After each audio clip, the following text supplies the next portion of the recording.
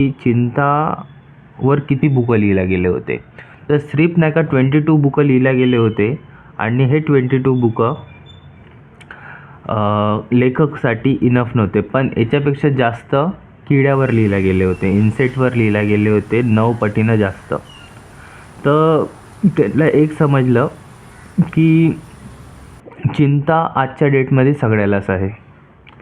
हर एक माणसाच्या मागं चिंता लागून आहे. कोणाचं पैसे द्यायचे आहे, कोणाचं किराया भरायचा आहे, कोणाचं काय करायचं आहे, हर प्रकारची चिंता आहे. तर हा बुकाचा जो लेखक आहे डेल कार्नेगी आहे, ठीक आहे. आणि हे डेल कार्नेगीनं आणखी एक बुक लिहिलं होतं, how to win and influence people. ते पण खूप जुनी बुक आहे. म्हणजे ते पण याचीच 4 बुकं आणखी लिहिले गेले होते.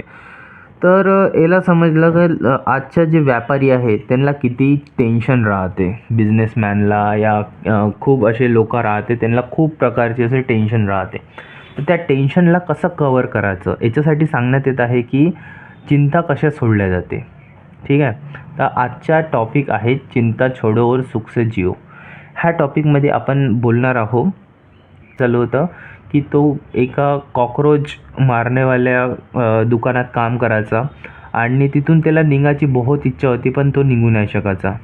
पण त्यानं काय केला, त्यानं हे केला की तिथून बुक वाचत राहणार या एक चांगली जॉब राहणार माझी. पण त्याची जे लाईफ चालू होते ते बहुतच खराब होते. आणि त्यानंतर त्यानं मग चिंतावर जे त्यानं रिसर्च केला 7 वर्ष. तो हर युगाचे जे टीचर होते, युगचे जे टीचर होते, जसं युग आहे आपले 4 युग आहे, त्यातले जे कलियुग, सतयुग, द्वापर, त्रेता असे 4 युगामधले जे जितके टीचर आहे त्यावेळून त्याने ज्ञान घेतला.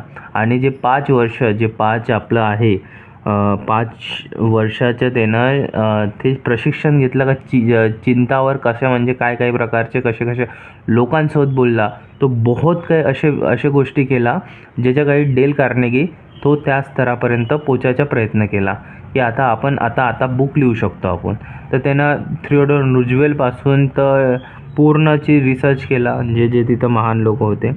तर मग त्याला एक समजलं जे आपलं वर्तमान आहे त्याच्यातच जगा लागते.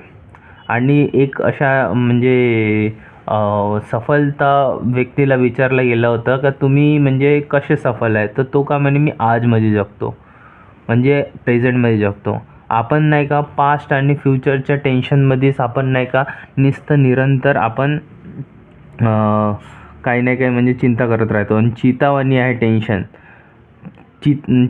चिंतापायीच आपल्याला रोग होते, बिमाऱ्या होते आणि हर प्रकारच्या बिमाऱ्या आपल्याला होते. काहून होते, कारण की आपण चिंता करतो. चिंता सोडायसाठी आपल्याला एक गोष्ट लक्षात ठेवायची आहे की पास्ट आणि फ्युचरला जंजीरनं ताला लावून टाका दरवाजाला आणि प्रेझेंटमध्ये जगा. आता प्रेझेंटमध्ये कसं जगायचं, प्रेझेंटमध्ये जगाचं एक आहे सोपी की वर्तमानमध्ये जगणं.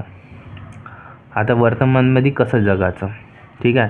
तर येशू मसीहनं मुझे आज का भोजन प्रदान करो, त्यानं हे नाही म्हणला का मला पुढचं भोजन तयार करो, म्हणजे कल का भोजन या उसके बाद का भोजन, आज का भोजन.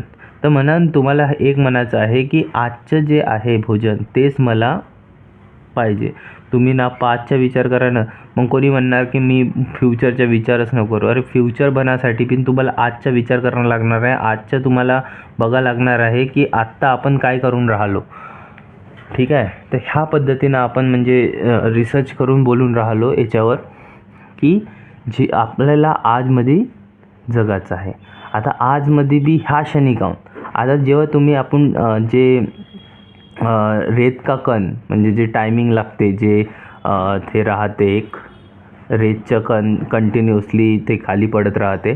तर ते जे एक रेतचं कण आहे ते एकावेळी एकच कण पडते ना की एकदम. तर तुम्ही कोणतं बी काम एकावेळी एकच वेळ करा. एका क्षणी एकच काम झालं पाहिजे, दुसऱ्या क्षणी दुसरं, म्हणजे टोटल तुमचा दिवस पॅक राहायला पाहिजे. तुम्ही विचार करायचा तुमच्याजवळ टाईम नसला पाहिजे, तेव्हाच तुम्ही ते म्हणजे मुकाम हासिल करू शकता, तुम्हाला जिथं पोचायचं आहे.